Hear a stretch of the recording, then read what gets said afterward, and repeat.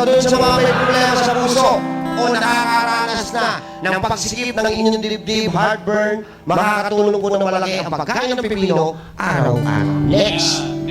Kung kayo ay nahihirapang dumumi at kailangan nyong uminom ng kung ano-anong laxative, mag-carrot juice kayo. Sa bahay. So ito yung suggestion. For those na napakatagal lang may maintenance, here is how you will make your kidney healthy again. Take carrot juice kahit once a day.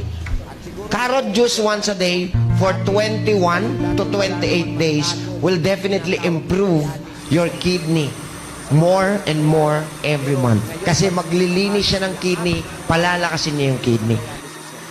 Bakit? Kasi nakakalimutan na nating mga Pilipino na alagaan ang lilinisin natin ang kidney sa bahay. So tatanggalin mo siya, lalaban mo lang. Isa sa pinakamahalagang organ na dapat ingatan at alagaan natin dahil siya ang tagalinis ng dugo.